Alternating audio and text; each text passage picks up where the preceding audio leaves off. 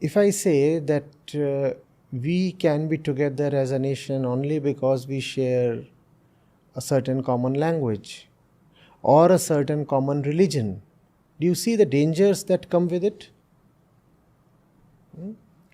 Or we are one nation because we are Aryans. That's how much of Germany wanted it in the 30s and 40s.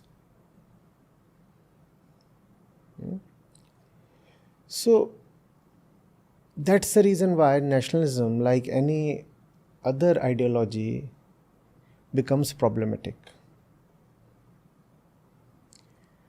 However, there is a very distinct kind of nationalism that can be very virtuous, but only that kind of nationalism, a nationalism that is not divisive, a nationalism that is not founded on what separates the two of us, instead founded on what unites the two of us. Think of the various kind of nationalities you know of. Are they not all founded on divisions? A group of people, they get together and they say, we are a nation. We are a nation because we have a common shared characteristic. And therefore we are separate from somebody else. Think of why India had to be politically divided. What was Jinnah's argument? What was the two-nation theory? He said Hindus and Muslims, they are not just two different religions. They are two different nations, because everything about them is distinct, exclusive. So when you have a nationalism that is founded on differences, then nationalism becomes toxic, violent, and leads to horrible consequences. So we are saying, let there be a nationalism that is not founded on the differences between man and man. Instead, it is founded on what is common between you and me, man and man. Now, what is it that we share? Now that takes us into philosophy, rather metaphysics. What is common between the two of us? If you look at one person and then at another, you would only perceive differences, right? Even if you say that they share a common language, the dialect or the accent would be different. Even if you say that they share a common religion, yet they might be investing themselves in different stories or different verses or different gods. So, by definition, one person is always very distinct from the other, and the differences are countless. Man is different from woman, is he not? The young person is different from the old person. The rich says he is different from the poor. Right? The ones living in the East say we are different from the Westerners. Pakistan got made on the basis of religion, but then had to be divided on the basis of language. So differences never end. You find one commonality, and behind that commonality there would be 10 differences lurking. The moment you found your nationalism on something that is not absolutely universal, you are just inviting discord, strife, hatred, limitations. And none of that is any good, obviously. Are you getting it? Huh? So, the Germans say we are one people, the French say we are another people. The Brits say, oh, we belong to Europe, but we still are a distinct class. We don't even want to be a part of the Euro.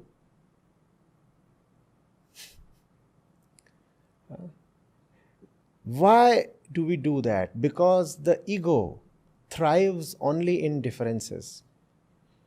The ego loves to have boundaries. Ego is another name for boundaries. The bounded self is called the ego. Right? So most of the nationalism that you see actually arises from the ego and is therefore not auspicious at all. You need a nationalism that arises from something beyond the ego.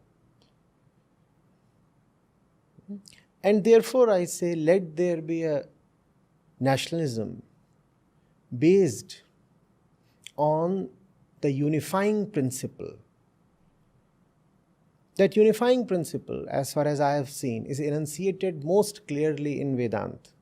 I do not say it is not mentioned or pointed at anywhere else. But Vedanta spells it out quite neatly.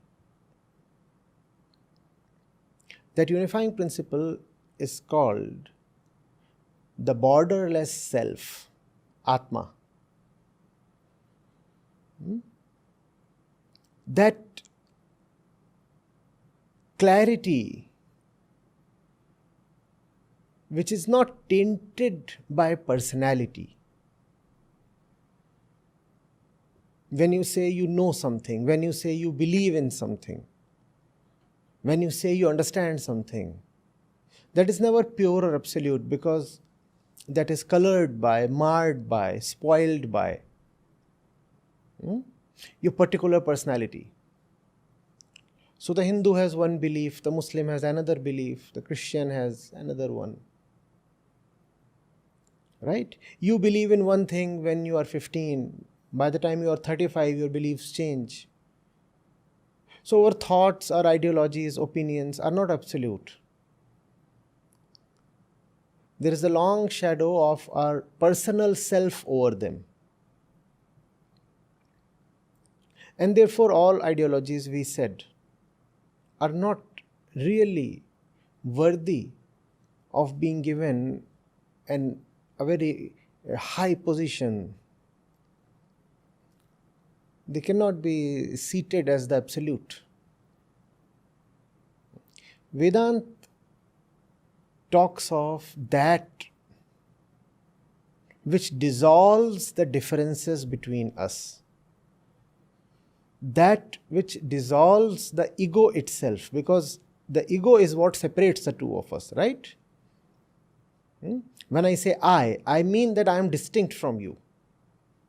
The ego is the divisive principle. I implies separation. The moment I say I mean me versus the world. I am there and the world is separate or distinct. So I say I, you too say I, and the moment we utter I, we mean that the two of us are not the same. I-ness is separation. Therefore, I-ness is suffering. Hence, can we have a nation that is founded with the objective to dissolve I-ness? No. Remain patient. Let's not declare this as too absurd or impractical or utopian. Can we have a nation founded with the very objective to create conditions in which the ego is dissolved or sublimated or purified, only that kind of nationalism is proper. Let's create a nation that does not exist to quarrel with the others, that does not exist to stand separate from the others. Let's create a nation that does not take its identity from resistance to the others. Where does Pakistan, for example, take its identity from? It says, I am different from India and that's my identity. And that's the reason they have to be compulsively hostile against India. Do you see that? The same thing applies to all the nations of the world. The same thing applies even to India as it currently exists. There have to be borders, there has to be discord, acrimony, strife, the threat of war. And the threat of war pleases the population so much, does it not?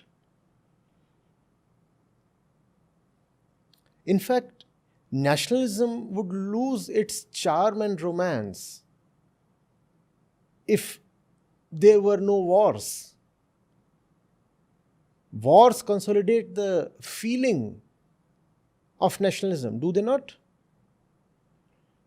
When an enemy attacks you, you feel so much more of a national identity. Right? No, none of that is good. Obviously not good. So the basis of nationalism has to be an inward approach that takes care of the ego. The Constitution must say that the state exists to uplift its citizens internally. Obviously, internal upliftment would require conducive external conditions. To that extent, the physical world has to be taken care of. You cannot say you want to address somebody's ego problem without taking care of his or her environment. You'll have to take care of education, health, media. You'll have to protect the genuine interests of the various groups of citizens as they exist, no? And then you will say, ultimately, everything has to boil down to the pure self. Yes, there is the legislature, there is the executive, there is the judiciary. All these would function. There is the media. There are the laws and the sub-laws. There are the various houses of the parliament. There is a federal structure. All that is there. But the purpose of all that has to be the inner freedom of the individual. That's the proper nation, in which everything functions with the purpose of liberating the individual.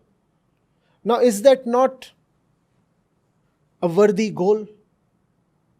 Should not the nation be founded on that basis? Yes. So that's the kind of nationalism you have to bring to the new generation. Are you getting it? If you bring the militant kind of nationalism to the new generation, you're not doing them any good. When you talk of freedom fighters, you must talk of those who strove for political freedom. Equally, you have to talk of those who strove for inner freedom. Otherwise, it becomes just a case of one people fighting the other people out of hatred, resistance, and otherness. And that's that leads to a lot of falseness, artificiality. Then you have to ignore the facts, you have to rewrite history, you have to weave narratives, you have to somehow manage to cast imagination as facts. And all that is quite childish and funny, right? Except for the fact that it can lead to terrible consequences.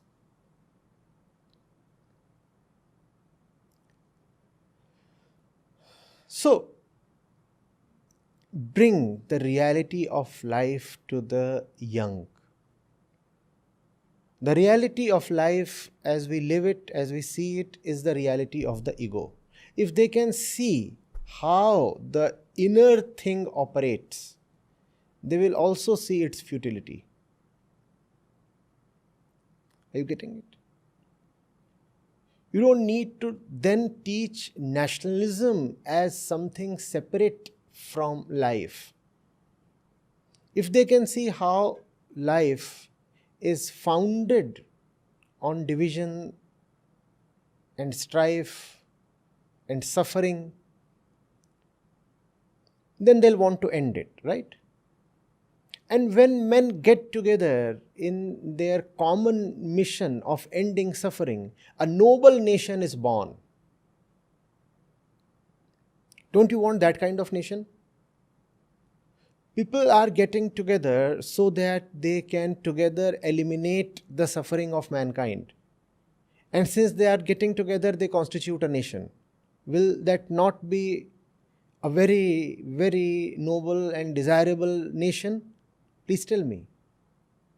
Yes? Or would you want people to get together to pelt stones on some other group? Is that the kind of nationalism that you want? It could be stones when it comes to small groups, and it becomes missiles when it comes to large and powerful groups, right? 20 people on one side pelt stones on 20 people on the other side. And when these 20 people become a nation of 20 crore people, then they pelt missiles on the other 20 crore people, right? And they also then get together and form groups and coalitions. So Russia is scared of the NATO. And different kinds of groupings are happening, all with the purpose of defending the self and defeating the other. And the more that happens, the more we come closer to catastrophe as a people. Are you getting it? We do not want to repeat history. In history, nations have never been founded on the right basis. And therefore, those who could understand life, like we said Tagore, had to reject nationalism. They said nationalism is the worst kind of toxicity. Let's not reject nationalism per se. Let's just say, let there be an all-embracing nationalism. Let there be a unifying nationalism. Let there be an enlightened nationalism.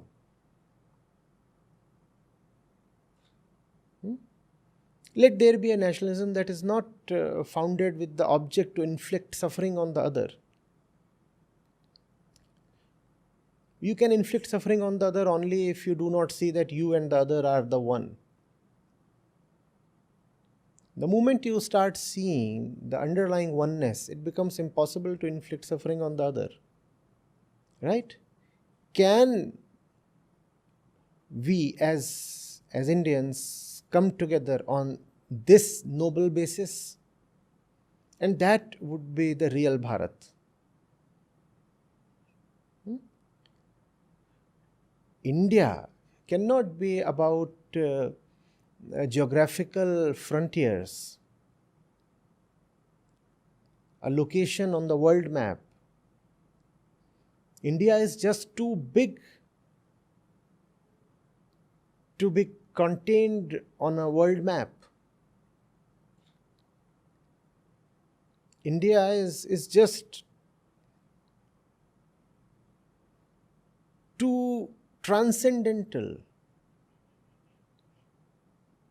to be marked as a piece of earth.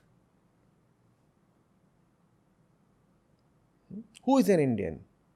An Indian is someone who understands the very basis of life. The one who sees that you are born to be liberated. Only such a fellow deserves to be called an Indian. Because India, not the political country India, I am talking of the real India, I am talking of the very concept of Bharat. The real India is founded on understanding, realization, bodh. We want to understand. India is the place where the urge to understand hit the human for the first time. India is the cradle of religion itself. And true religiosity is about understanding life and therefore getting liberated from its bondages. That's who an Indian is, who wants to understand what this thing called the self is, what is meant by relationships, who am I, who's the other one, what is this thing called life, why am I alive, what is death. Only someone who is conscious enough, keen enough, and courageous enough to go into these questions deserves to be called an Indian. And that's the kind of nationalism we need. A nationalism founded on understanding. From where I am looking, 140 crore people do not deserve to be called as Bharatiya. They may continue to hold the Indian passport, that's a separate matter. But when it comes to being Indian nationals, well, that's a very elite thing. That's a thing that requires a lot of qualification. Being a citizen is another matter. Desh and Rashtra are not the same.